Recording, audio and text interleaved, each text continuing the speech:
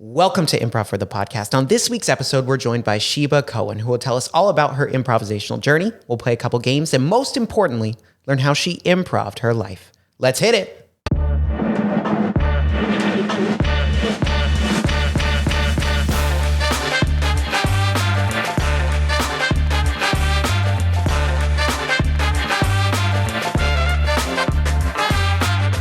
Welcome to Improv for the podcast. I'm your host, Michael Lee Evans, and today I am joined by the incredible typist, courtroom reporter, incredible improviser, Sheba Cohen. Sheba, thank you so much for coming on the show. How are you doing? I'm great. How are you? I'm doing really well, really well. Good. So glad to have you on the show. Thank you for having me. Absolutely. Yeah. Matthew Moore told me, before we sat down to record, he was like, I don't know how you and Sheba haven't met yet. It's a disgrace. Yeah. And I agree. Yeah, it's very nice to meet you. I saw your stand-up. You were really funny. Well, thank you. That's very kind. That was I've been trying to do a little more stand-up lately, so I'm just trying different things every time I do it, and it's a learning experience. I'll just put it like that. I think it's even more vulnerable than improv. Yeah. Yeah. Yeah, I feel that way because you're alone. Yeah, there's no team, and you're bearing your soul a lot of times. And a lot of people at the stand-up thing did that. Yeah. They were really being very vulnerable and honest, and I really appreciated it. Yeah. Yeah, but that's why improv is my jam. I like the sense of community. Definitely. I agree. And speaking of community, and this community, IFTP, how long have you been involved with IFTP? Since 2018, I believe May. Okay, May 2000. So it's May right now. Oh my gosh, this is an IFTP anniversary. God. 5 year. 5 years. Oh, congratulations. Thank you. That's amazing. Thank you. Yeah. Yeah, so you've been at IFTP May 2018. We're celebrating the 5-year anniversary. You've been taking classes here with Matt, any other teachers? Only Matt. You're faithful, and I like that. Yeah, very much so. I love the way he teaches. I love his energy. He's so knowledgeable. He's a sage when it comes to improv, and I feel very comfortable. And he has a really, really great way of giving constructive criticism. Like you always feel like you did something good. He always knows how to point out something great you did, and that's important to me because I like compliments and I don't take criticism well. And he doesn't. He just has a really nice way of telling you like what you did right and how we can improve. And I'm always open to hearing it from him because I value his opinion a lot. Yeah, absolutely. And I think I'm similar to you that when I was taking classes, I only had them with Matt. I went to a few makeup classes, but I was only with Matt. Yeah. I always sign up for his Tuesday classes. Okay. So Yeah. even though the other teachers are great, I've taken some classes with Ava. Yeah. I think she's lovely. And Liam is so funny. Yeah, he's hilarious. Yeah. Yeah. Liam, Jamie, Bench. We got a good crew here. Yeah, we do. All the teachers are very funny, very talented. Absolutely. All right. Well, we're going to dig in more about your IFTP journey in just a little bit. Cool. But before we do, Sheba, Okay. we got to play some 3 things. All right. All right. So have you played 3 things before? Yeah. Oh. In class. Okay. Then this will be easy. So this is, we're playing 3 things, but we're on the podcast, so it's going to be a little different. So I'll just give you a category. You list 3 things, then we'll move on to the next one. All right. Here we go. These are 3 things. First category. Oh, I did 2, but it's 3. Animals you can have as pets. Dogs. 1. Reptiles. 2. Birds. 3. Very nice. Next category. Types of bread. Ezekiel. 1. Tortilla. 2. Sourdough. 3. Very nice. Very nice. Last category. Things you see in court. Attorneys. 1. Bailiff. 2. Stenographer. 3. These are 3 things. Yeah. All right. Very nice. Very nice. Very nice. Okay. Jumping back to that first category. Animals you can have as pets. You give me dogs, reptiles, and birds.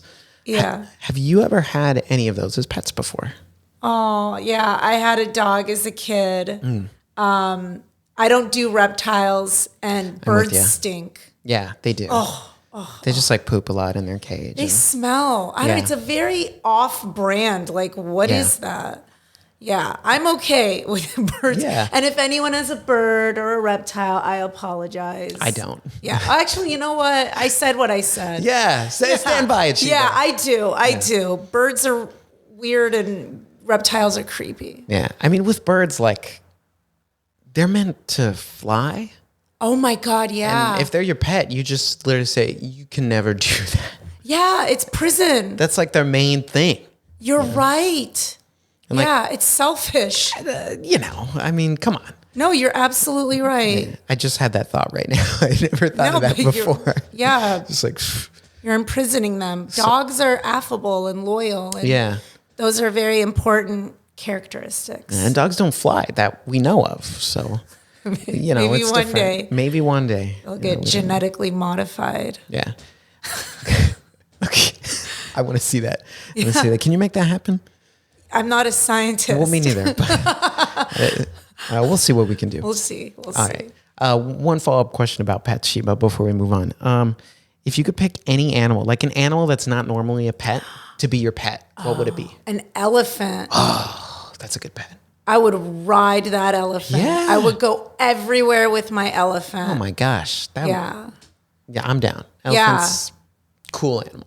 I would take it to the car wash if it needed to get cleaned. Yeah. Or the fire station with the hose. Yeah. Oh, absolutely an elephant. Oh, and they're empathetic. Yeah. Yeah. And good memories too, right? Yeah, they do have really good memories. And empathy is also super important to me. So, yeah. And like having a pet that like can kind of generally gauge how you're feeling that's pretty interesting, That's important. Yeah. Yeah, I like that. So definitely an elephant. All right. So this is a pro elephant, anti-birds as pets podcast now. Any reptile. And my sister as a kid, she babysat a snake once. Like it was someone else's snake, and she was like, "I'll take care of it." And I was not into that. She was not scared? No, my sister's all into snakes. I was like, "What's wrong with you?" Yeah. Wow. Did she feed it a mouse? Yeah, we had to keep them in the freezer, and I was just You kept confused. the mouse in the freezer? Yeah, because that's how they sell them like that. Like you can buy them, and I'm getting repulsed. yeah, it was dead. Yeah, it's already dead. Oh. Yeah. Okay. I mean, I don't know. I think my dad went to the store and bought. I don't know where you get these things. Yeah. Hey, where's the frozen mouse store? Like Petco. Oh yeah, probably. That's Yeah. So your sister sounds like a badass. She is. She is absolutely. She doesn't have a snake now, which is good. So I can still see her and hang out. Yeah. I'd be creeped out. Yeah, just like nah. That's no. You have a dog, a cat. For sure. Cats are. But better than snakes. Absolutely. Yeah. Absolutely. Yeah. Okay, good. I'm glad we align on that. We agree. Yeah. All right. Next category, Sheba. I gave you types of bread, and you told me, you said Ezekiel bread. Oh, excellent loaf right there. Tortillas, classic, delicious. And then that last one was sourdough. Sourdough's dope. I really like your choices of bread here. Thank you. Yeah. Thank you. And actually, when I said Ezekiel, there's at Gelson's, they sell Ezekiel style like tortillas. Oh, really? So there's like tons of grains and stuff in it, and it's really grainy and good. Okay. For you. I'm into that. If you're going to have a tortilla, like what do you prepare with it? So, tomatoes, chicken breast, avocado. Yeah, and spring salad mix. Oh yeah, like a nice mix in there. Yeah. It's really important to me to be healthy. That sounds like a delightful meal. Yeah, it is. Man, I'm getting a little hungry. I had dinner, but I'm still hungry. Yeah. All right, fine choices, Sheba. Finally, last category. Why did I ask you about court? Because I'm a stenographer. Yes. All right. Now, I primed you with this question before we started recording. What's your words per minute? I gotta know. So I want to preface it by saying it's not a QWERTY keyboard, and it's its own thing, but 225 words a minute. Okay, what kind of keyboard is it? It's a steno machine. Oh, like a stenograph, right? Yes. Okay. So it's English letters, but they're arranged differently.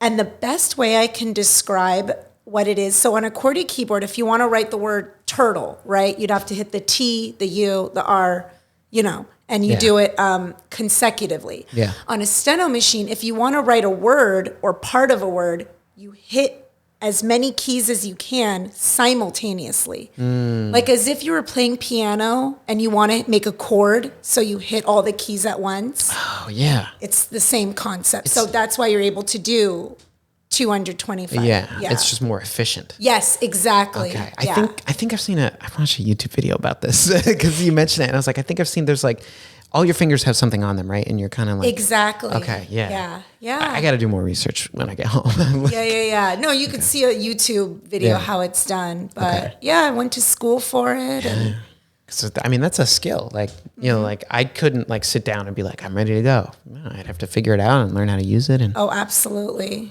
all right, 225. It's pretty good. I gotta work on my numbers. I think I'm like at a maybe 70, but that's QWERTY. Actually good on a It's QWERTY decent. keyboard. Yeah. I think average is like 60 or something. Yeah, Yeah. type a lot for work. It's just a lot of emails. So Yeah, we grew up with the, Yeah.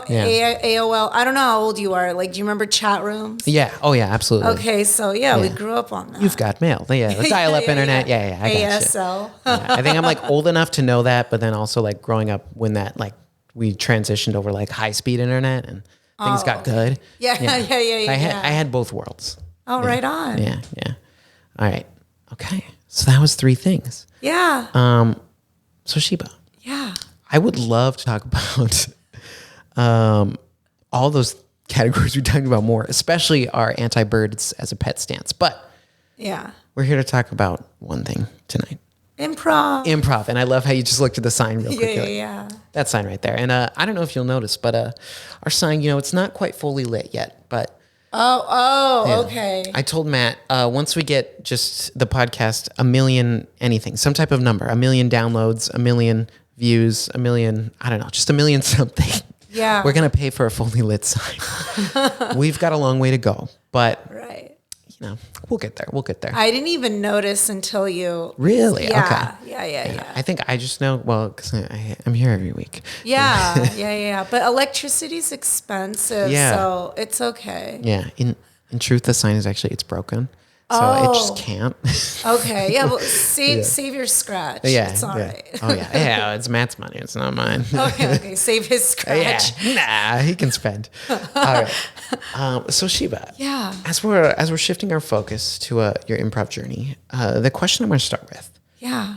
when was the first time in your life you learned about improv? Heard it? Maybe you did it. Just you saw something. Just when was that? Like improv entered your consciousness. So I grew up in the valley, in the San Fernando Valley, and I don't know why I started with that. That has nothing to do with the story, but I was in my very early 20s, and a bunch of us were going out for the night.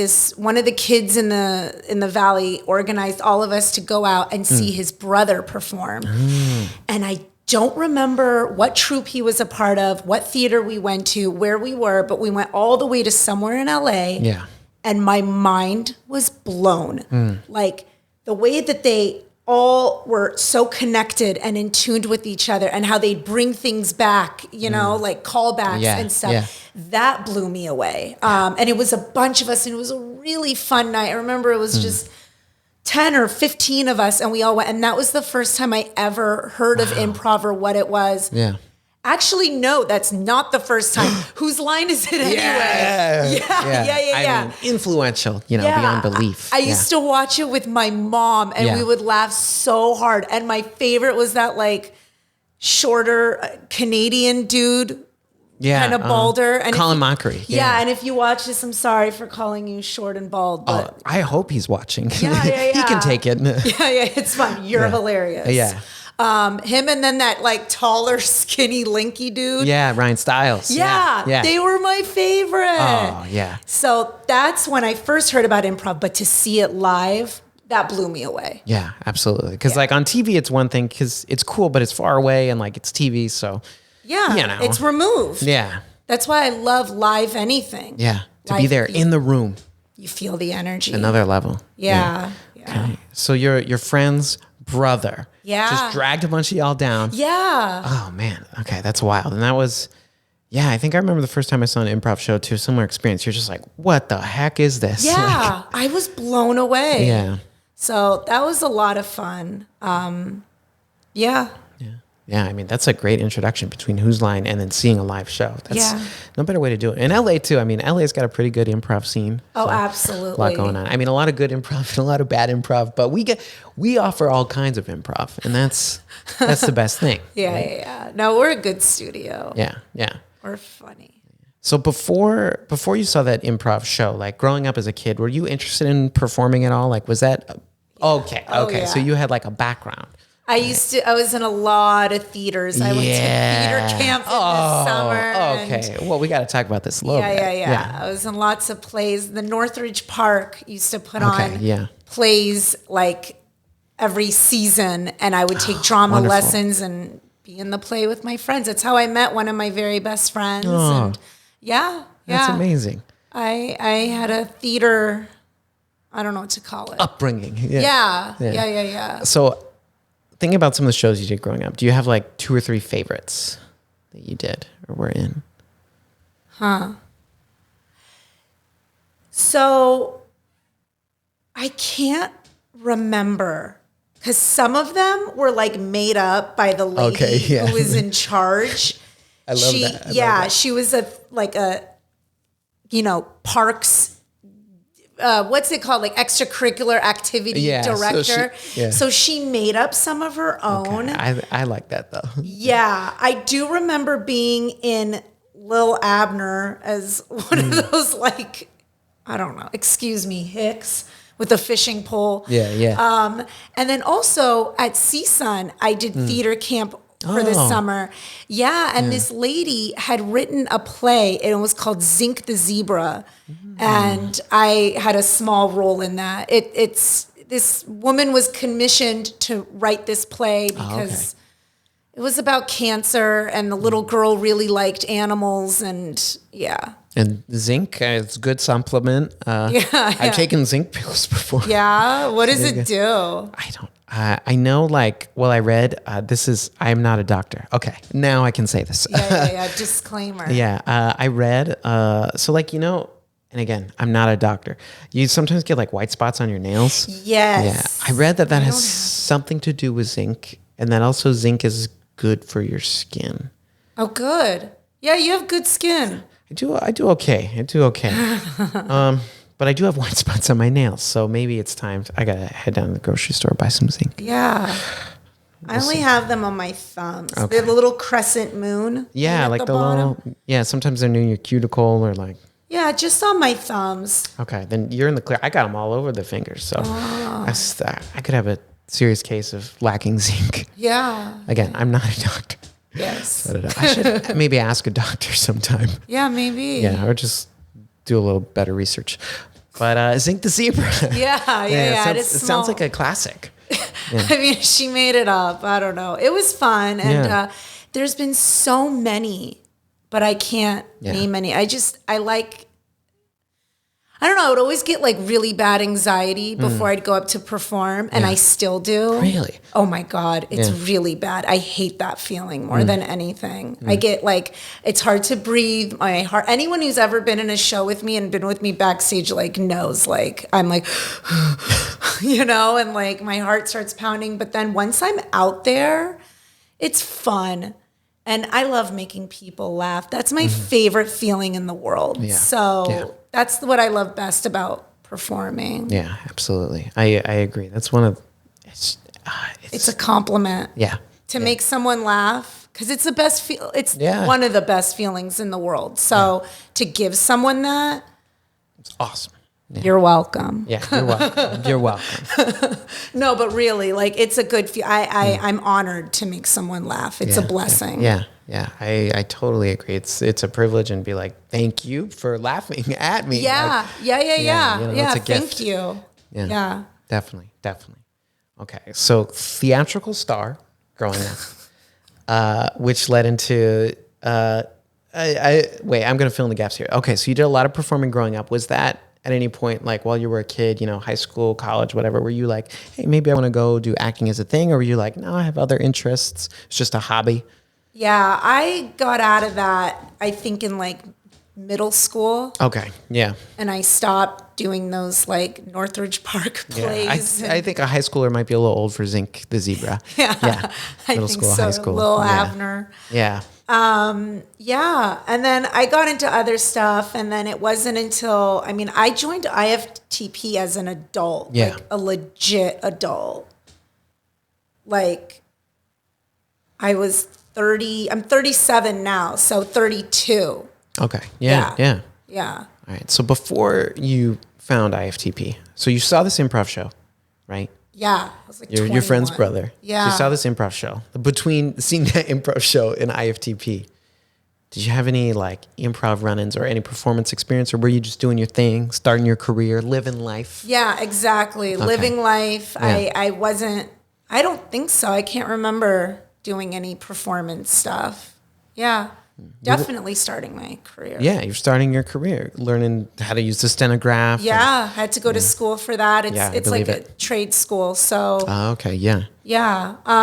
The reason, I mean, I don't know if you want to ask me a question, I could just tell you. Oh, I think you already got it. Yeah. So the reason I got into it, because I'm very grateful for my job. I'm very blessed because I make my own hours. My time is mine. Yeah. I'm not a 9-to-5 chick. So having said that, my job is so effing boring. No. Yeah. Because it's not criminal court. These are not criminal cases. These are civil cases. So this is like, you fired me. Oh, I'm bankrupt. Oh no. Or like, I slipped in a store. Ow. Or like, oh, hi, you sold me a house and you didn't tell me that there's like mold issues. And like, I've literally like sat there for 4 hours talking about mold. No. So it's really, really boring. Yeah. And my little sister introduced me to this woman. I don't know if you've heard of her. She didn't introduce me personally, but her name's Brene Brown. Oh, yeah. I figured like the queen of TED Talks. Yes, Yeah. exactly. And she showed me not the TED Talk, but on Audible, she has a lecture that she gave on the power of shame and vulnerability.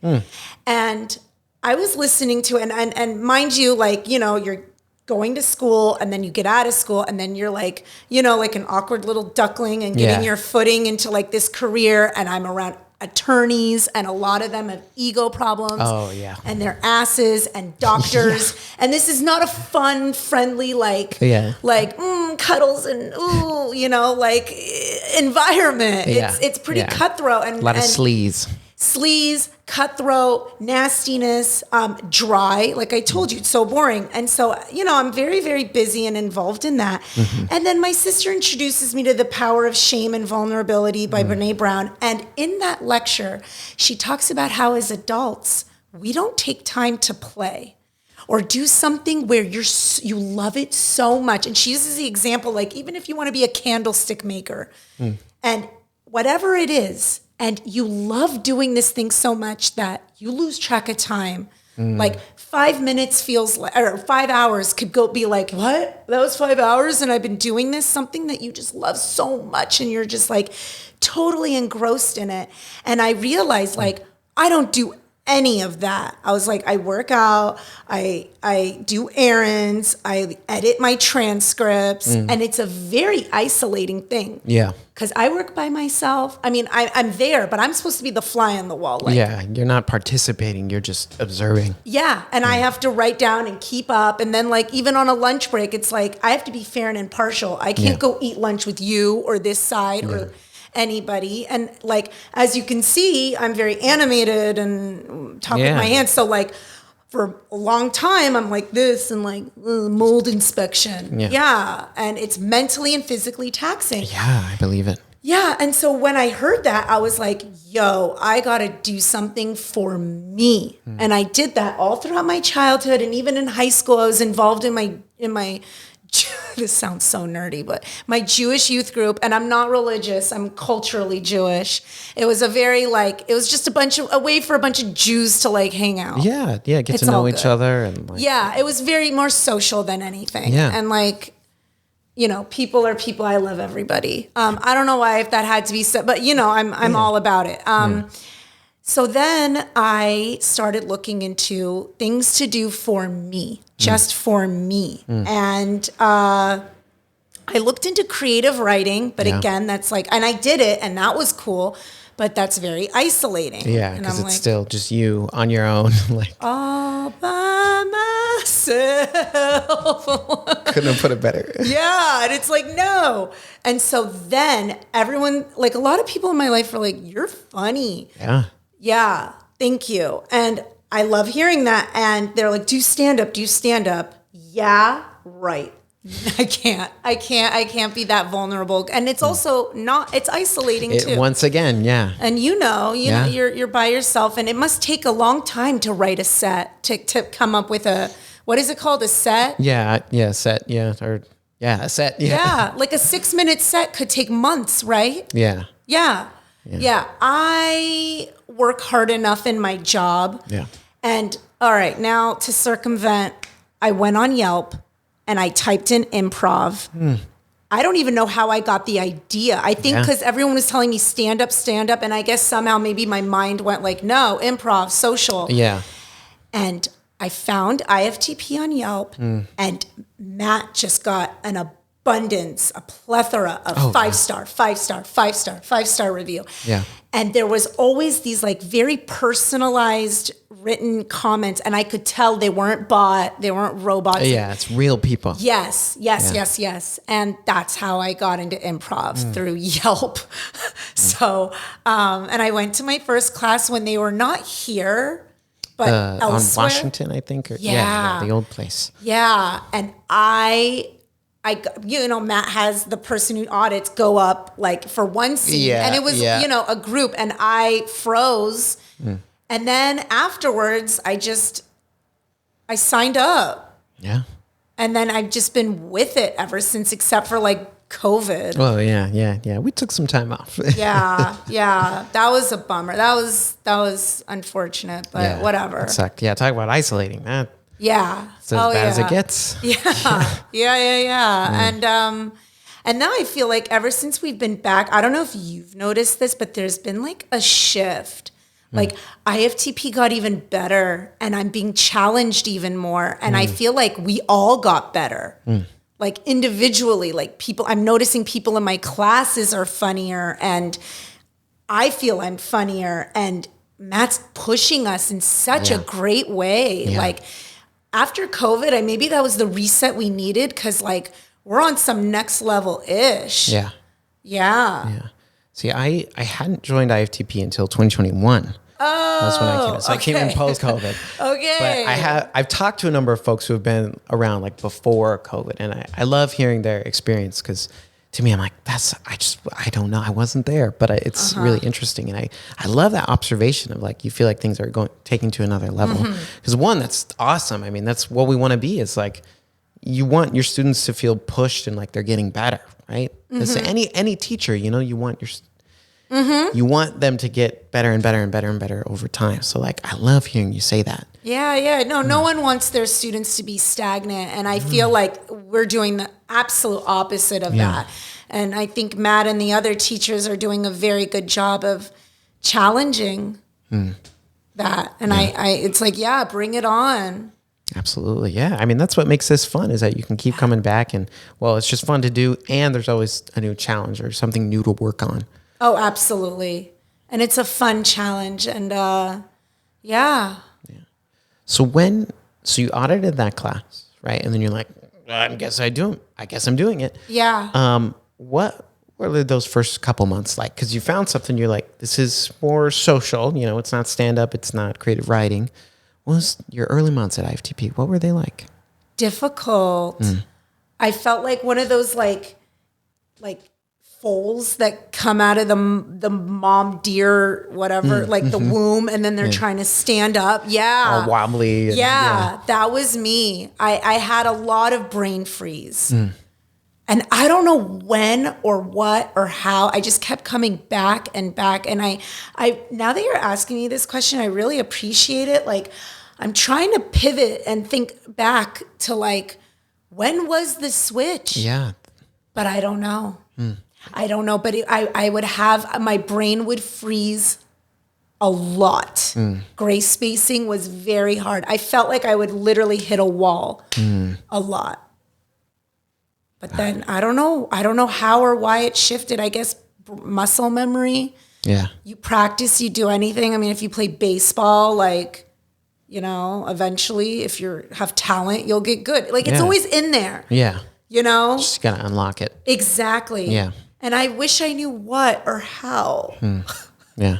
It's just over time, you know, you put in the work, I think. I did. Yeah. I did. You know, it's the highlight of my week to come here. I love it. Yeah, I agree. I mean, it's still, I've been, nonstop for coming up on 2 years, I guess. So I'm not at 5. I'm not at 5. No. But some people have been here like off rip. So I met someone who's been here like 10 years. Yeah. That's a long time. I was like, he was in the early days when they were meeting at like an old prison. Like, I don't even.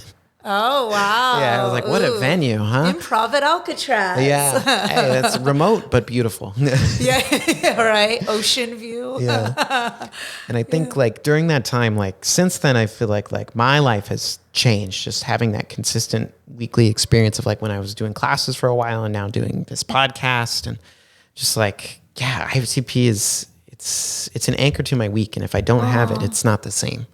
I agree. Yeah. Like the first week of May, we didn't have class. Yeah. What the heck, Matt? Yeah. What is that? Yeah. Yeah.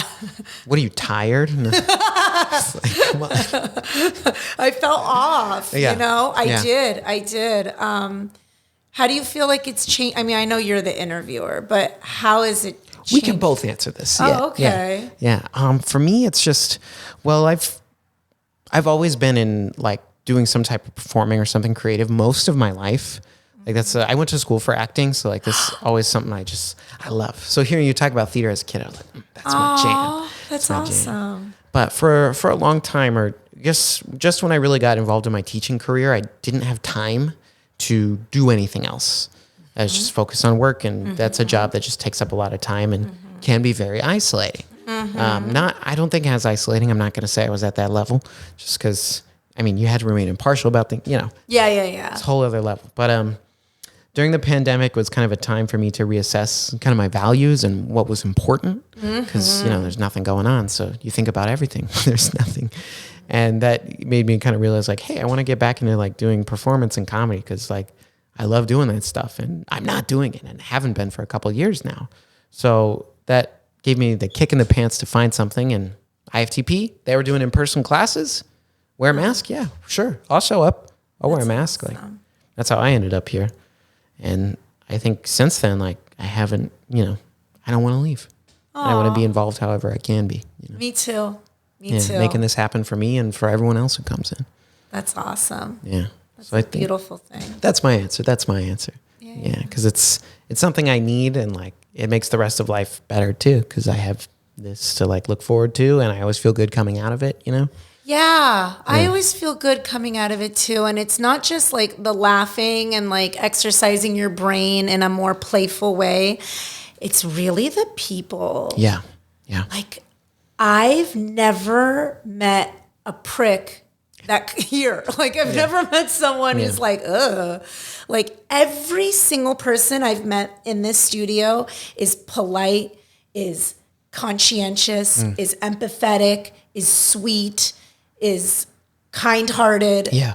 Literally everyone I've met, like joyful to meet. Yeah.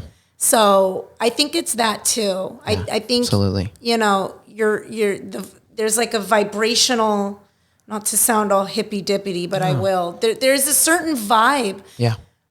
That is within, that makes our IFTP community like unique. Yeah. I think also because it's not cutthroat like other studios that are geared to like, we have a curriculum and you can't miss like these many classes. Pass or fail. Which I've been a part of. And it's like, no, this is loose. No one's out to get any. It's intense. Yeah, no one's out to get anyone, or like there's no, like the energy that's being poured out is everyone just comes here for fun, because we're not all actors. Yeah. Not all of us, and a lot of us have careers. And so this is more for like fun. Yeah. Yeah. You know, so that's the energy that, and I've tried. I'm not going to name drop anyone, but I've destroy him. No, I'm kidding. No. Polite. But there's another studio within the Los Angeles area that I've tried. They're all watching. They're like, is it us? They'll never know. Yeah.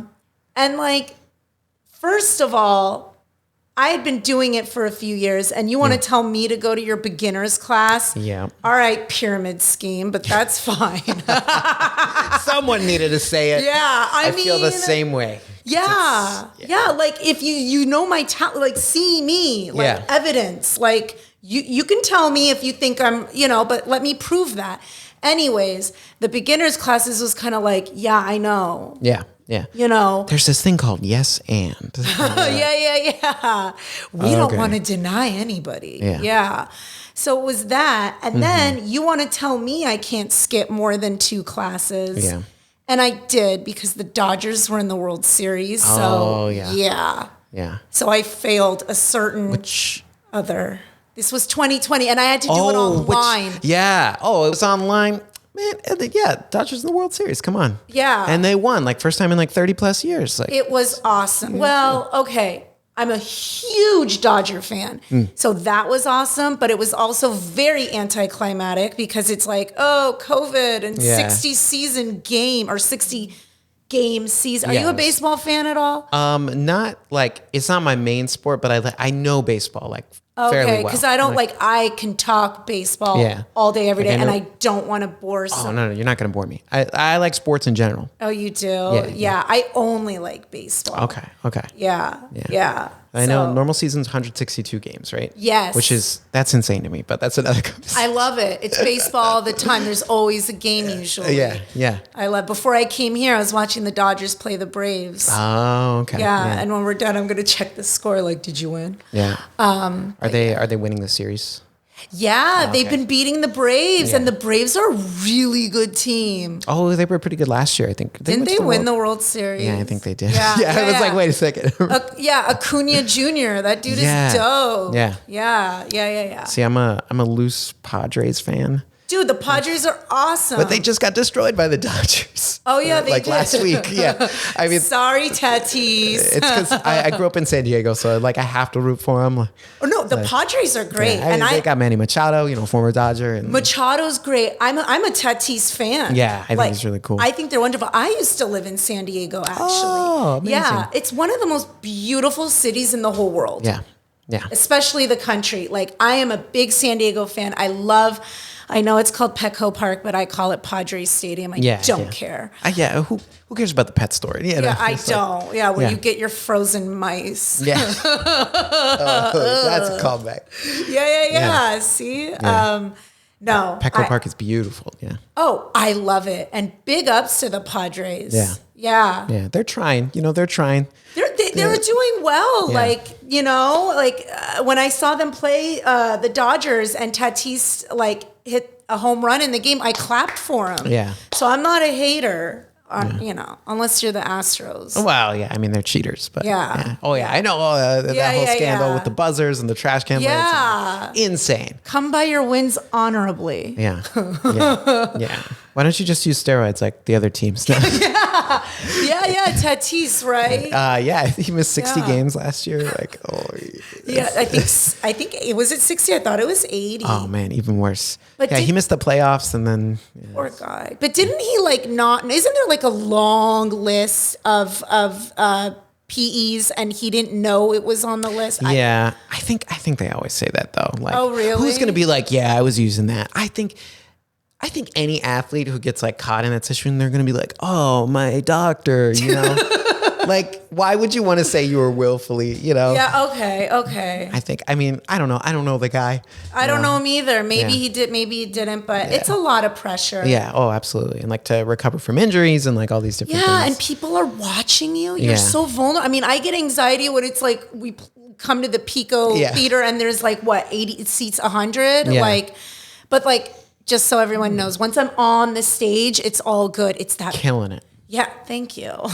Have you seen me perform? I'm not sure, I was like, have you but I seen- believe you, and I can just tell. Thank you, because I love it.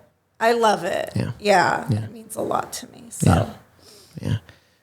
Well, I respect the Dodgers. They beat up on my hometown team all the time, but it's you got to have an older sibling, right? That's right. Yeah, that's the way I think about it. And Padres beat them in the playoffs last year, so They did, and I was rooting for them. And then who beat them? I was not the Phillies. No, wait, I don't remember. See, I don't remember baseball stuff like that. When the game's over, it's like play. Well, I don't it know. was last year. Yeah, we're in a new season. Yeah, live in the now. The Phillies lost to whatever the other team was. Oh. Yeah, that's all I remember is that the Phillies lost. And the Padres lost in the round before the World Series. Yeah, I was rooting for them once the Dodgers were out. Yeah. So California teams, you gotta. Yeah. As long as it's not the Giants, or I don't care about the Giants. They've kind of stunk for a while, I think, right? Have they? I don't know. I don't know. Bumgarner's gone and Puig is gone, and they used to fight. Puig, yeah. I really liked when they would fight. I like baseball fights. I haven't seen any this year. Nah, it's probably too early in the season. Come on, MLB, where are the fights at? Yeah, you got those bigger bases now. Like, give us some action. Yeah. Well, Puig went to like Korea or something. So he's doing the international tour thing. Yeah, and he was ready to throw down. Oh, you need a guy like that. It's got some fire. You do. Yeah. His nickname was Wild Horse. Yeah, he was on the Dodgers, right? He was on the Dodgers. Okay. He used to lick his bat. Great. Why not? You never seen a Puig bat lick? I'm going to have to look that up. Yeah. I have a lot of questions. He would get up to the plate and he would look at it and you knew he was going to do something to it. And anyways. I mean, players have their traditions. They do. And, they're obviously very good at what they do. So if you need to lick your bat to feel you go for it. Yeah. Now, if there were like a T-ball kid doing that, it's like, no, you're not at that level. But you're not at the majors yet. Yeah, for an MLB player, it's like, well, okay. Yeah, let him do his. You might know what you're doing. Live and let live. Yeah, if it's not hurting anyone. That's my creed. Yeah. If you're not hurting yourself or others, lick your bat. That should be a bumper sticker. People would get it. It's a reference. I mean, because we're in LA. You used to play for the Dodgers. People would know. Yeah. All right. Bringing it back to improv and away from bat licking. Yeah. So you were talking about, I think, where do I want to take this? Okay. So what I wanted to ask is, during your time at IFTP, I know you've done some shows. Mm-hmm. Yeah, I haven't seen them, and that's egg on my face. No, it's okay. Maybe I have. I don't know. I've seen some shows here. I don't know. You can't remember. It's all good. What do you think? Do you feel there's a difference between being in class and performing? Big time. I feel bad saying it. Say it. Okay. Yeah, I don't want to have any guilt or shame in my life. This is my truth. Yeah. I don't know why. I hope Matt doesn't get offended. To me, I don't know why, but classes are funnier. Yeah. I'm trying to rack my brain to say why. I don't know why I feel like I'm funnier. And I'll speak for myself. I'm a lot funnier in class than in the show. I don't know why. Yeah. Let's break it down. I don't know if it's because the format when we ask audience members, and maybe that's on me. Maybe I need to get better. But I don't know what. I'm repeating myself. When I think what we do in shows versus what we do in class, sometimes there's crossover, if we're playing games and stuff, but other times it's different. Like you said, interviewing audience members, we don't do that in class. Yeah. You're right, and I feel like maybe I'm limited, but then that's on me to feel limited mentally. But I guess maybe I just thrive when maybe there's some sort of structure. Did you ever do Mexico City? We did that last night where we're all sitting like there's like 4 of us, and then we pretend to be like telephone operators. Oh yeah. Yeah, Okay, yeah. and so that's like a great game. With those structures, so much can come out of that. Yeah. Just like telenovela and the Tennessee Williams one. Oh yeah, all the play ones like Goon Yes. River and there's some, I don't know. There's a bunch. Tons. Yeah. And I feel like for me, and I'm only going to speak on my behalf, I thrive in that. And so much more comes out of me. Whereas I feel like clap-ins and like asking the audience members stuff, I feel like I'm like, all right, this is a challenge for me. I've got to really work with this. And also, I've said this before, clap-ins for me are not exactly my jam because I like a 2 or 3 or 4 person scene where I feel like, okay, we got some ingredients in the pot.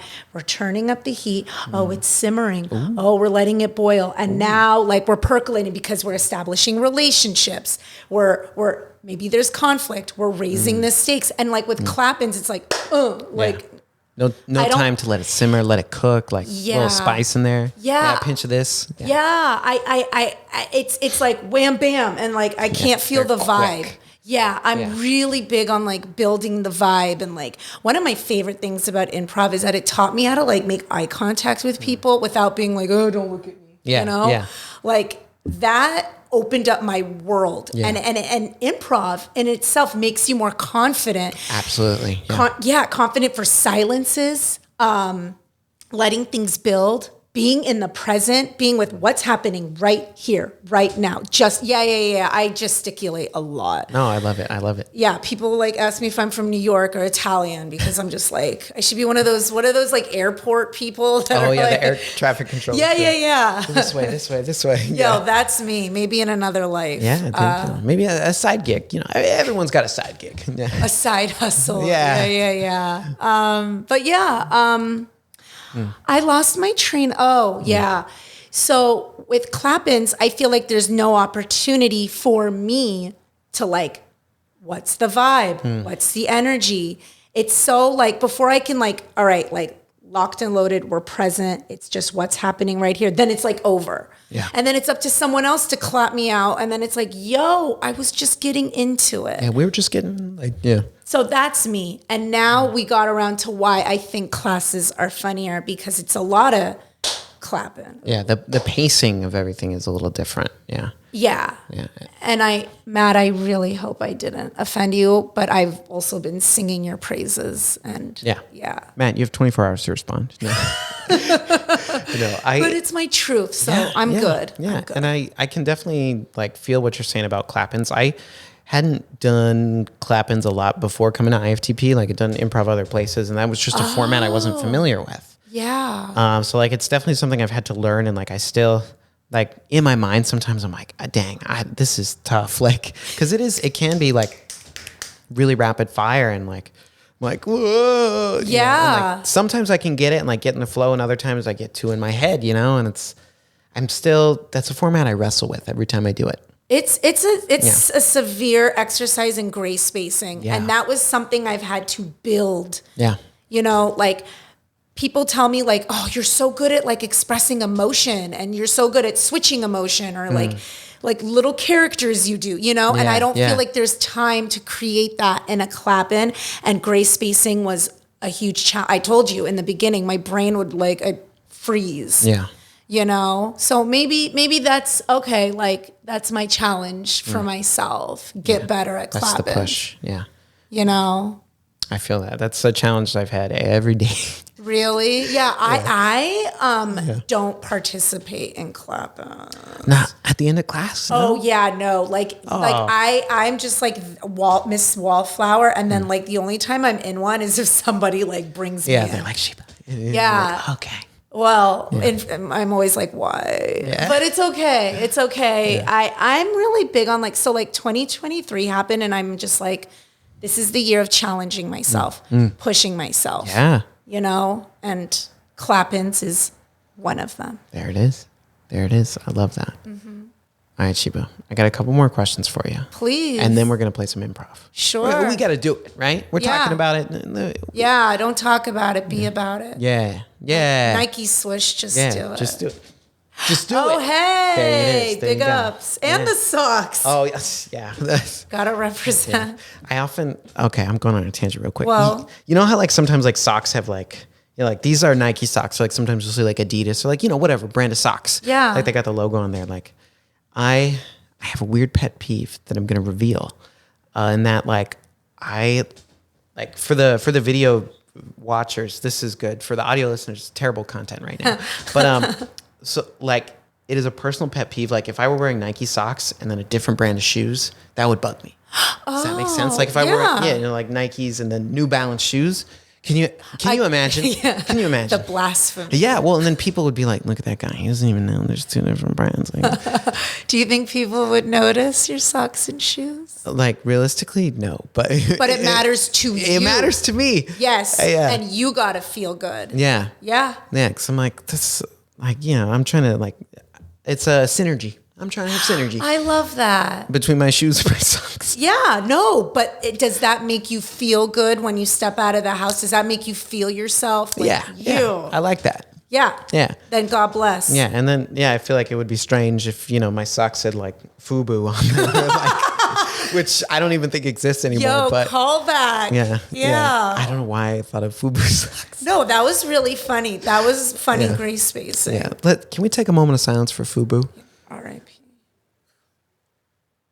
Thank you. Yeah. Yeah. All right. Rest in peace, FUBU. I don't know where you're at, but I wonder if there's like a warehouse, like some abandoned warehouse in like Nebraska, where it's like all the leftover FUBU stuff. we got to find them. I want to get some. Yeah. Yeah. Bring it back. Bring back FUBU.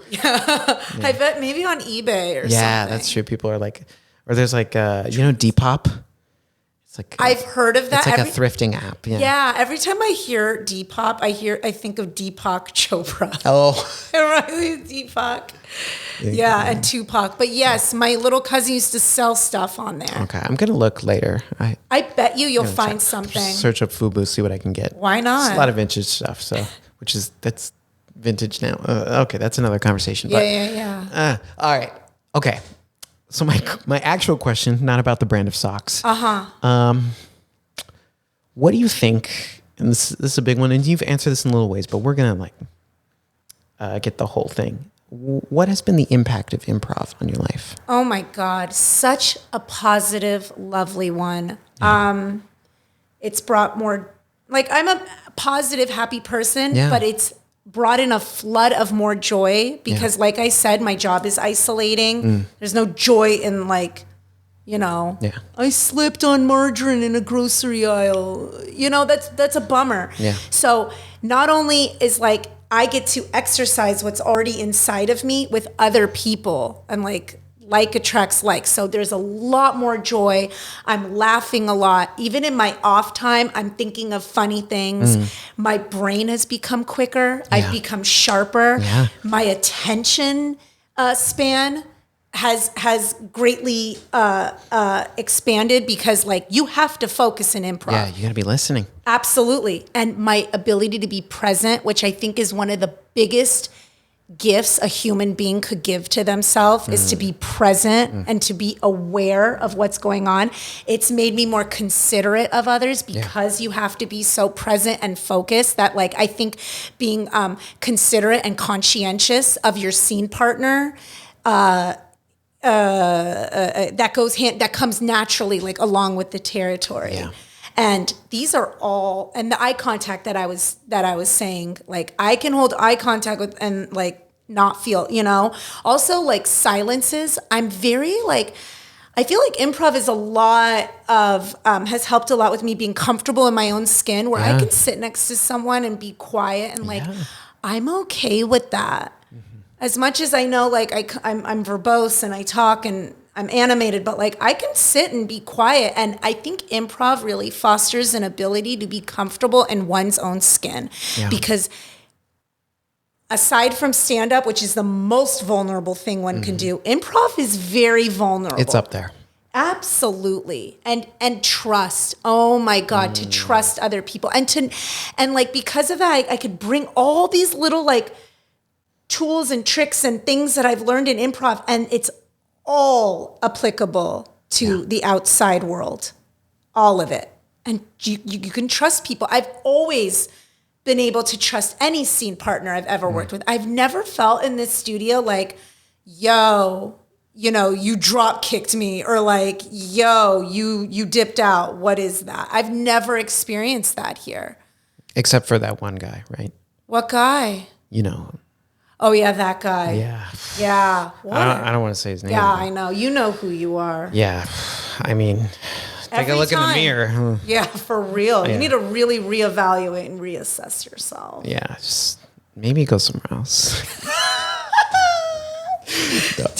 Wow, that was fun improv. Yeah. You see, and that brings my next point. Intuition. Like, you were like, maybe that next guy, and then for a second I'm like, what? And then I was like, no, and then I got it. And yeah. You really like my intuition. I've always had epic intuition, but even more. And it connects people with people. Like, what's a better way of bringing two people together, or 3 or 4 people besides, than laughing together? But besides what? Sex. Oh, dinner. No. Oh, dear. No. I mean, besides that, intercourse, like 2 people laughing, 3. You're blushing. Amazing. Yeah, it's true. Yeah. like laughing with somebody, and then like you're like, oh, you knew what I was saying or what I was wanting to do without me having to say it. It's awesome. Yeah. It's so satisfying. You're like, we just are. How did it? Doesn't make sense, but it's an incredible feeling. I've had those moments. Yeah, like that mind meld. Yeah. And like I've had scenes where I like I've hugged the person after. Yeah. Because I've felt that what you're talking about. Yeah. Another thing, have you ever now I stole this term from It's Always Sunny in Philadelphia. Yeah. Love that show. Dude, that show is hilarious. Yeah. Danny DeVito. He's so good. The episode with Gail the snail. Oh my God. When they try to give Uncle Frank an intervention. Yeah. God, get out of here. Why is she here? Hey guys. Yeah, that's a good the worst, Gail. and I love her. Yeah. And she's like, stop. Oh, I won't say it. She gets into some interesting stuff. Yeah. So there's a term I learned from It's Always Sunny where they said they don't black out, but they brown out.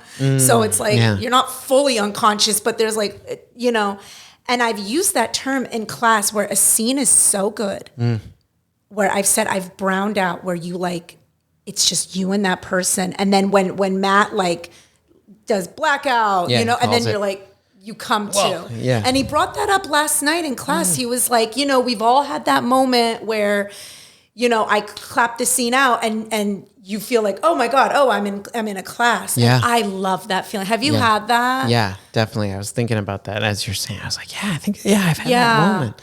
Yeah, it's one of my favorite feelings. Yeah. And that I don't like chase that feeling, but I love when that happens. Yeah, like it's gonna happen again eventually, and then when it does, you're like, I want to stay here for a little bit. Yeah. It's epic. Like and it feels real. Yeah, that's another thing. It feels real, and I also believe that improv is a beautiful thing because it makes you learn more about yourself. Yes, you have to.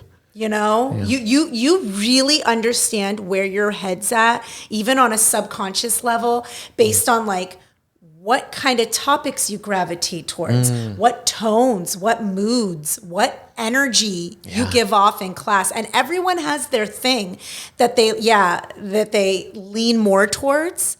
Like certain characters or even certain tones or attitudes and emotions. Yeah. And it gives you a little window into like their soul. Like there's been people where I've barely said anything to and I've done scenes with them. And you kind of like garner a little bit like, oh, that's maybe like a little bit of you as a person and maybe how you, sneak peek. And how you rock like outside of these improv walls. I think that's really cool. And I've learned about myself, like, I gravitate towards this a lot. And it's also a really cool challenge to like, hey, maybe I like try to do something else or try not to like go towards this topic so much. Yeah.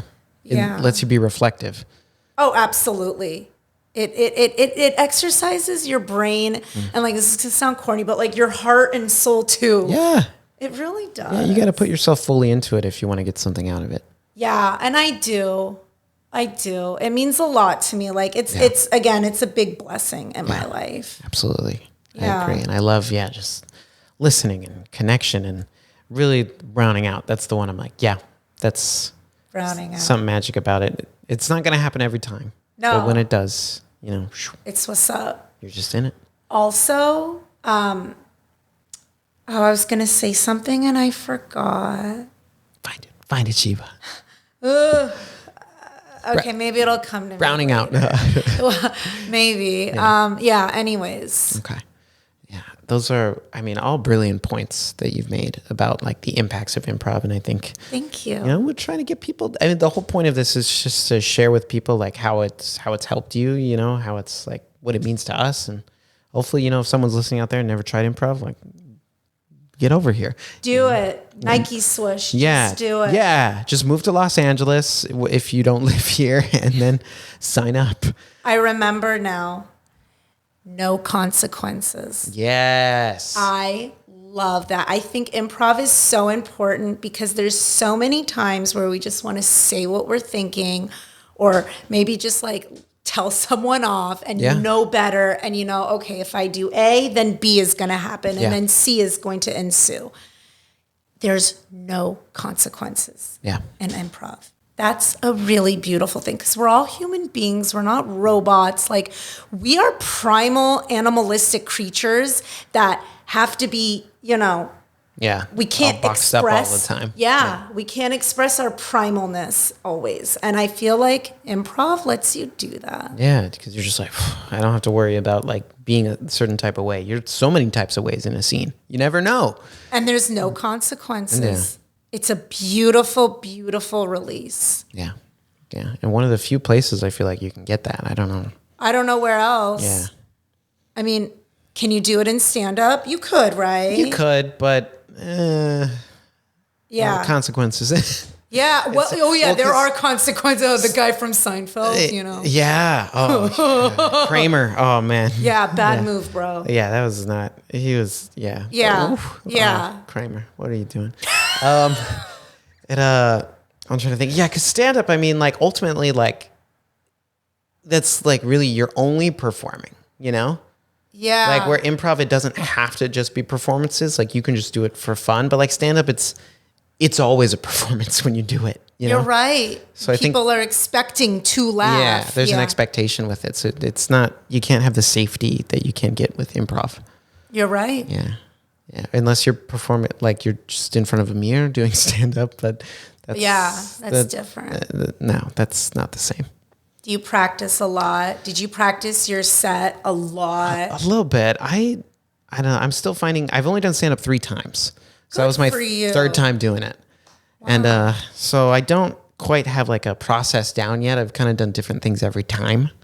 In the 3 times that I've done stand up. That's an accomplishment. That's a really big deal. Yeah.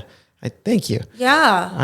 I enjoy it. Improv is my first love. So me too. Improv's not going anywhere. Yeah. But I think I'm still finding like how I need to rehearse because I don't want to sound too rehearsed because you want to be like casual, but not like you're just reading off a piece of paper or something. So I'm trying to find that balance, and I'll write something out, but it's not verbatim what I say versus what's written.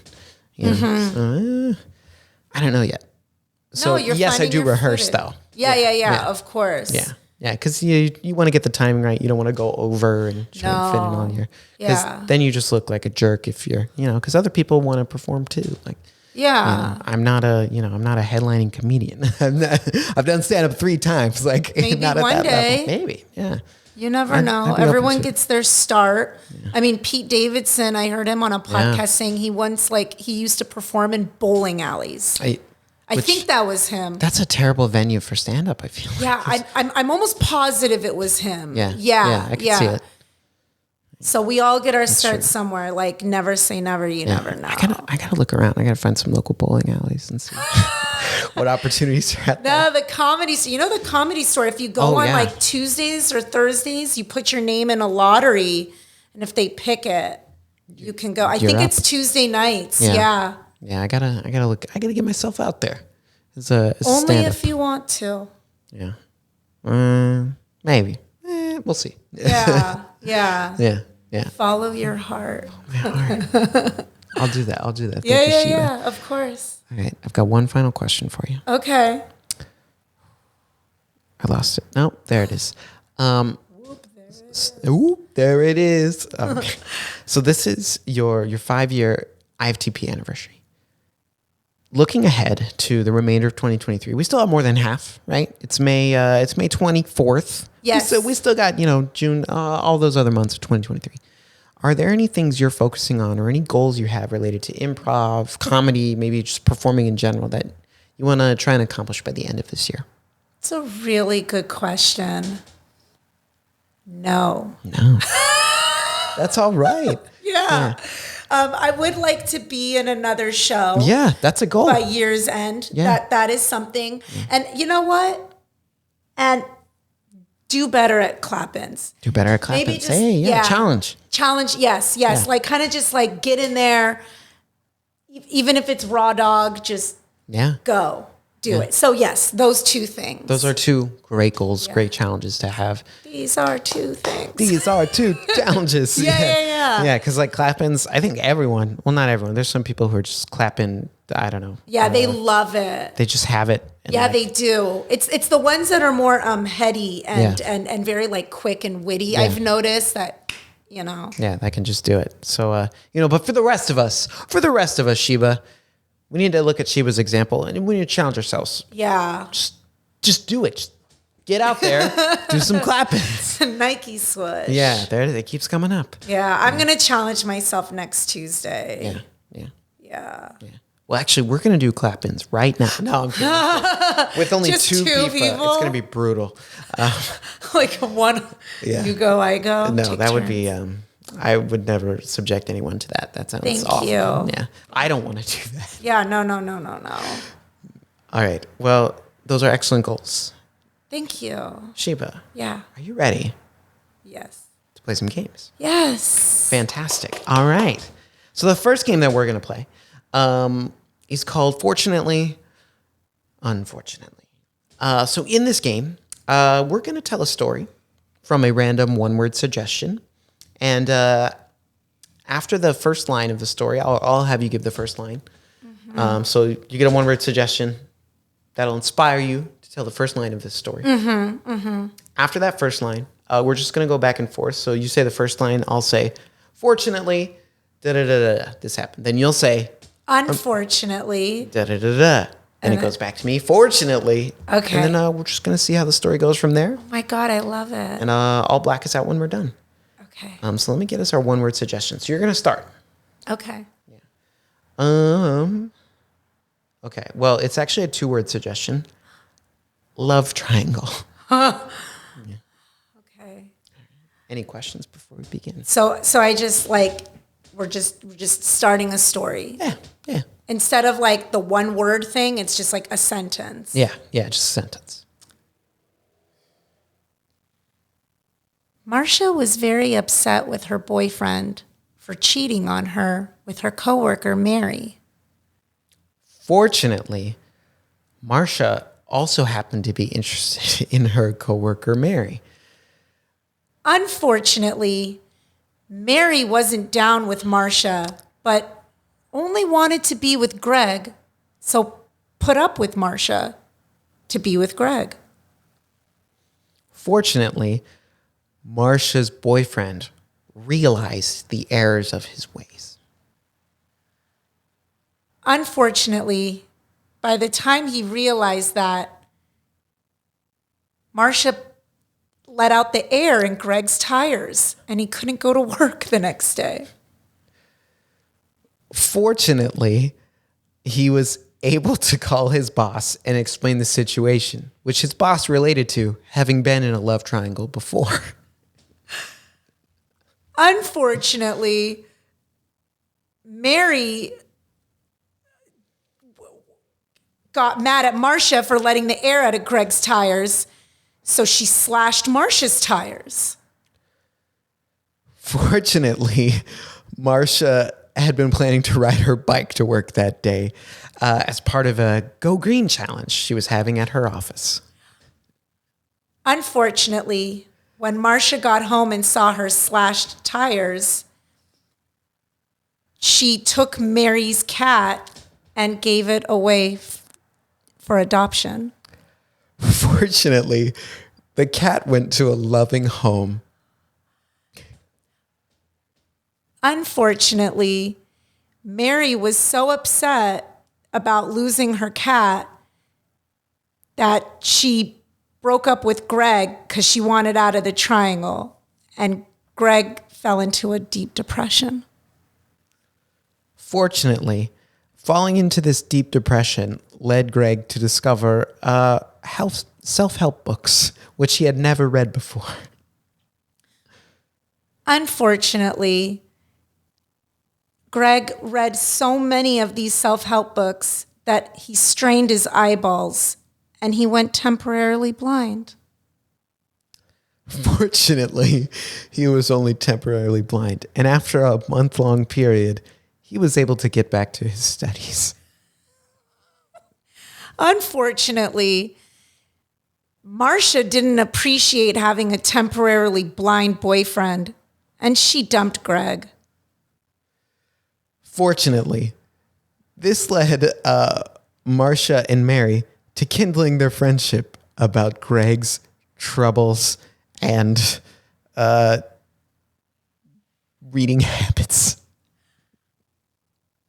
Unfortunately, Marcia started developing feelings for Mary that were unrequited. Fortunately, Mary noticed this and made the expectations of their relationship clear. They were going to only be friends.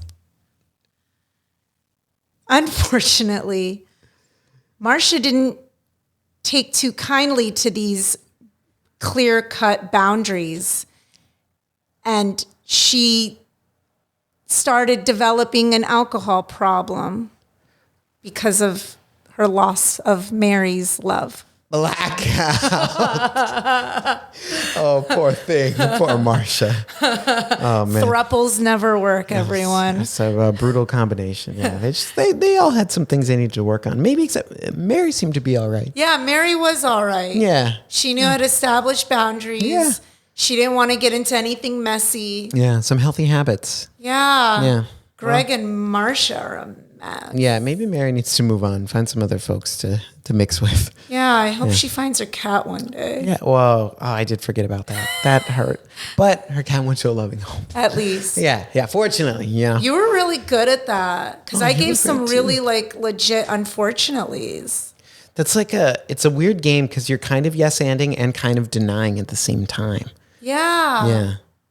I liked it. That was really fun. Did you find that online? So my process is I juggle between a few different places looking for games. Sometimes I just think of things in my head. Other times I have this big old book I go through, or I go to improvencyclopedia.com.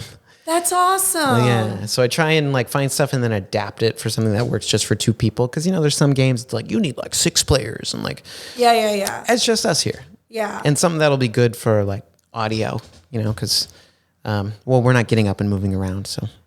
Yeah, that was a great exercise in gray spacing for me. Thank you. Yeah, sure. Thank you. Yeah. All right. So for this next one, it's just going to be a normal scene, except it's called the verb scene. So we're going to get a suggestion of a verb that's going to, however that inspires us, influence this scene. Okay. And the verb we're going to get is wobble. So that's our suggestion is the word wobble.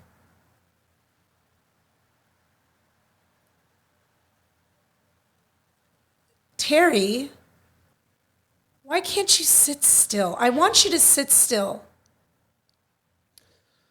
Look, Francine, I am buying into this new fitness plan where if I'm always moving, I'm always burning calories. Wow, that is so genius. So maybe I should try because, Absolutely. I've been feeling very self-conscious. I gained so much weight after Barry left. And maybe if I lose weight, maybe he'll come back to me, you know? Yeah. Well, Francine, while I do think that's an unhealthy mindset, I support your endeavor, your fitness endeavor.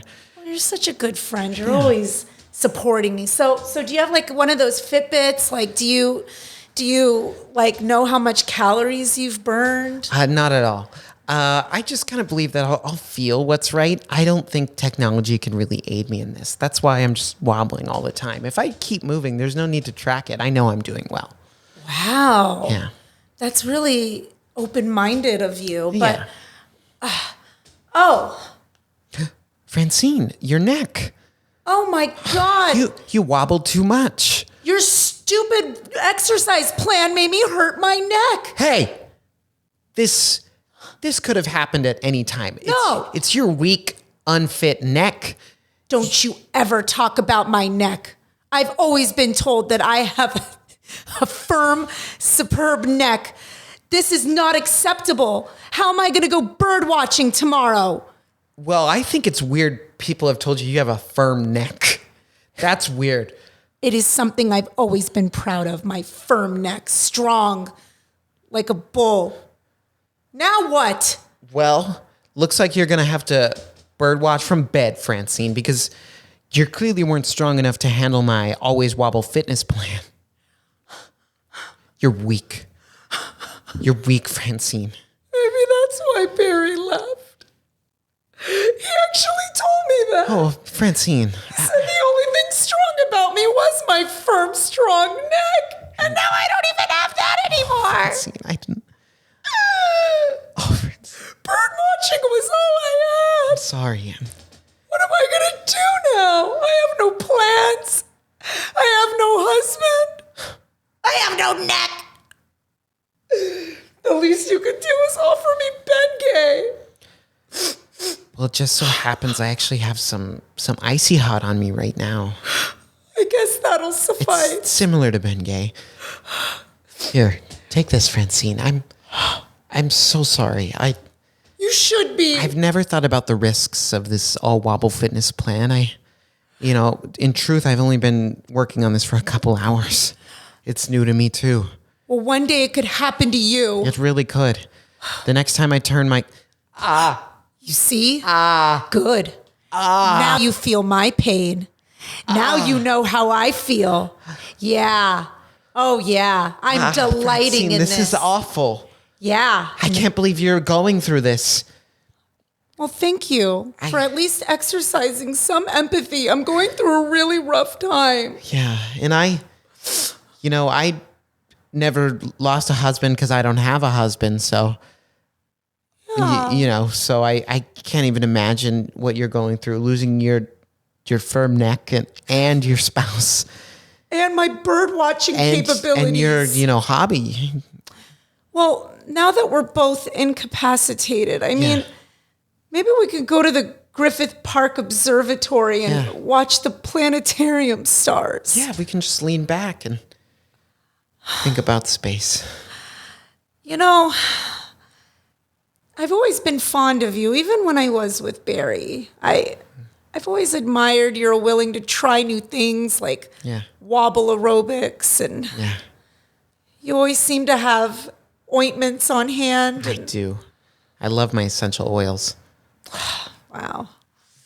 Maybe you can fill that void that Barry left. Yeah. In my heart. In truth, I've always admired your firm neck. And although that's gone, I admire your firm soul.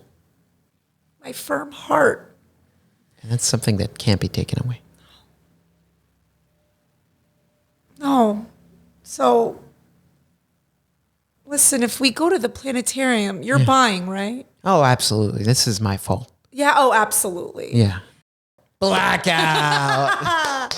Beautiful. You silly arms is killer. That was fun. That's amazing. Yeah. That was really, really fun. That was a blast. Yeah. You're good. You're good. Thanks. Yeah. That's why it worked. Yeah. We're both good. We got in there. You see what you've created, Matt. You see what you've fostered. Yeah. Thanks, man. A garden of improvers. Garden. Yeah, it's just, we're ready. We're ripe. Yeah. Yeah. Like a tomato on the vine, Matt. Yeah. Harvest. Harvest time. Yeah. No, it's good. You're connected. You really know how to not let the what's it called? Like, it never falls flat with you. Yeah. Well, just wait till this next game. No. Oh, shit. But thank you. That's incredibly kind. I had a ton of fun. Just you brought a lot of great factors to that scene. Thanks. Your silly arms. I'm just gonna remember that for a while. Forever. It's just really. That could be our inside joke. I'm down. All right, so we've got one more game, Sheba. I almost called you Francine. No, that's okay. But we're out of that scene. Yo, I forgot the name I called you. I never said the name again. Yeah, I forgot it as well. Yeah. Walter? I don't know. It may have been. Yeah. Anyways. We'll never know. Well, we can listen back. Oh, yeah. Right. So for this last game, it's called You Think That's Bad? And in this game, so we're going to start a scene with, I'll give us a location. So I'll give us a location. Great, yeah. No. Yeah. Yeah. Okay. So we've got a location. Sorry, I used an app to give me suggestions. Oh, no, that's fine. Yeah. And sometimes I'm just not feeling it, which is, I'm pre-screening. Oh, good for you. Yeah. This is my show. No. No, it is. Okay. So we have a suggestion for a location. And in this scene, we're basically just going to start. And then, at some point, one of us, we'll feel it. One of us is going to say, oh, you think that's bad? Well, and then we'll take it from there and just kind of one-upping each other. Oh, you think that's bad? Okay. We'll just take it from there. So it's a little loose, but we'll have our location. We'll start the scene, and then whenever the moment feels right, one of us will drop a you think that's bad. Oh, it's not like a game? We're going to do it back and forth. Yeah, it'll get there. Oh, okay. It's not like every line. No. Well, it will be. Yeah, at one point? I'm not explaining this well. Well, no, also, like, I got to be explained things in improv a couple times. So, improv. I've never done this one. So, okay. So, I'll give us a prompt for a location. We're just going to play the scene like normal until one of us, like, says something that's happened to them. Yeah. So, like, it's going like, oh, yeah, man, I can't believe I lost my job. At that point, then we just go into, you think that's bad? You think that's bad? So then it turns into that game. Okay. I hope that makes sense. Yeah. I'm with it. I trust you. You got this. Okay. Thanks. So we're going to be, we're at a geyser. Like Yosemite is like the water shooting up from the ground. Yeah. Okay. Yeah. That's what the app told me. So we're going with geyser.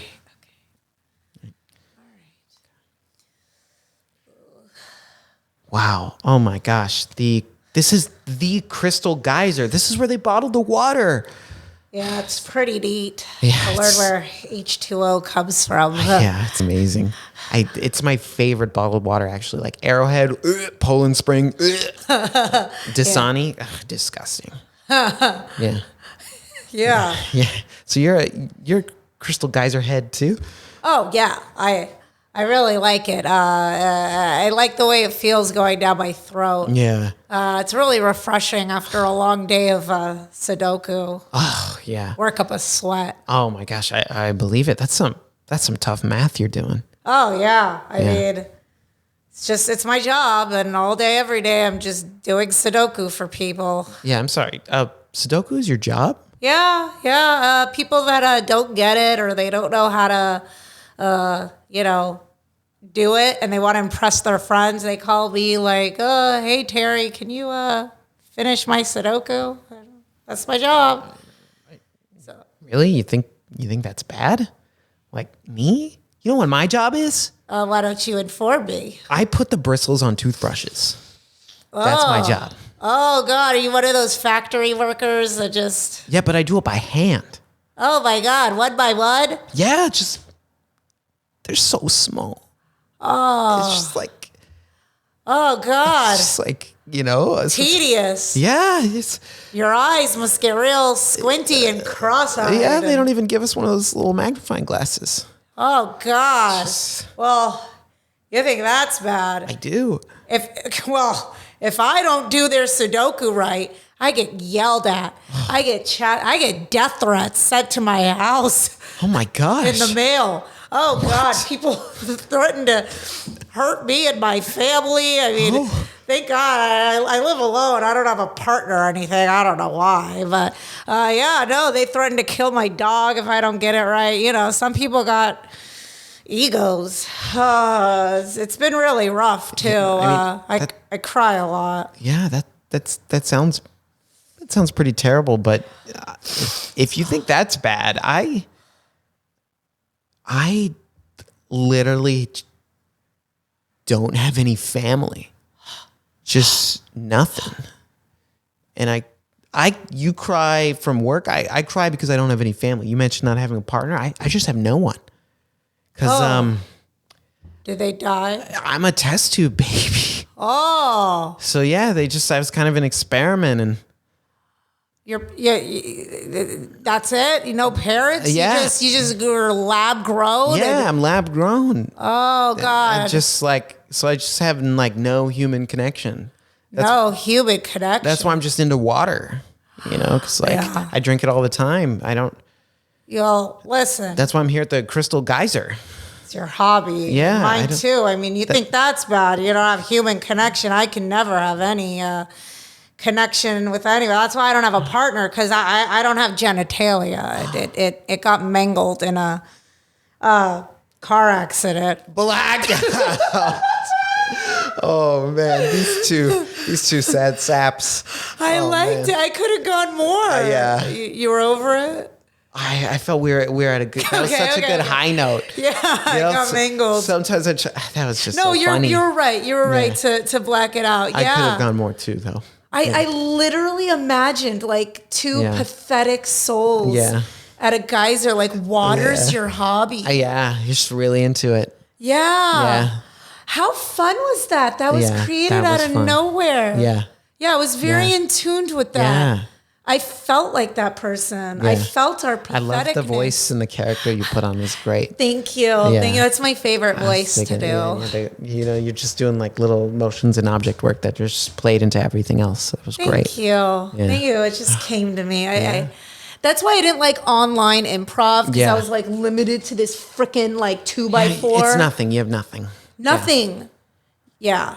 But no, that was really fun. You're very fun to work with. Oh, thank you. So are you. Thank so are you, Sheba. That was a blast. I loved water chat with you. Yeah. Think of that. We got that all out of like geyser. Yeah. That's like the beauty of improv. You know, mangled genitalia all came from the brutal. Yeah. Yeah. Yeah, absolutely. That we had a whole rich backstory for these two characters, what they've been through. Yeah. That brought them to this geyser today. Yeah. Water's your hobby. Yeah. And maybe I think if the scene had kept going, they probably would have found a connection, I think. I think so. You know, and a shared love of Crystal Geyser bottled water. Yeah, two lonely people. Yeah. Yeah. Just like the oxygen bonds with the hydrogen. Is that what happens? I think so, yeah. H2O, right? Yeah. Oh, yeah. Chemistry was That's like really all hard I got from chemistry. There's not much else. It's literally like another language for me. Yeah. I don't miss it. I don't either. Yeah. I have nightmares that I'm back in high school. It's awful. Yeah. And that like I haven't been keeping up with the homework. And that it's like the end of the semester. Oh my gosh. Yeah, it's a recurring dream. And then I wake up and I'm like, oh, you're 37. It's okay. It's fine. You don't have to do that anymore. Yeah, exactly. Yeah. I'm free. Yeah. Yeah, I am free. Yeah. Free. No more homework. Thank God. Yeah. Did you assign? I mean, you had to assign homework. No, I did not. Yeah. You got away with that? You didn't? Yeah. Well, my class, I taught computer science and robotics. So like it's like fun. It's different. Yeah, it's electives. Like it's a little different. Awesome. Yeah. Like other classes, like English class or whatever, they have homework. But for my class, nah. So you got to teach a fun class. Yes. As a kid, did you ever watch that show where people would build robots and then the robots would like attack each other? BattleBots. Yeah. Yeah. My mom and I used to show was watch cool. that and laugh our asses off. Yeah, Like, it's what is crazy. this? It's a crazy show. I'm Yeah. glad you know that show. Yeah, my kids always wanted to do that in class, and I was like, see, the problem is like if we break these, like we couldn't do that with them. They were made to, destroy each other. So it was a shame. Yeah. I wanted to, but maybe one day. Yeah. Maybe I'll go back and be like, we're gonna destroy some robots. Yeah. Have your own battle bot. Yeah. This competition, get some. I don't know. Make robots fight. That would be. Put really it on fun. YouTube along with the podcast. Yeah. Just to. Why not? That would be fun. Yeah. I'll incorporate that to this podcast, and that at the end of every episode we'll both have a robot and we'll make them fight. I'm down. I'll have to like pay someone to make mine, but let's fight. Yeah, I'll have to get the materials, but we'll figure it out.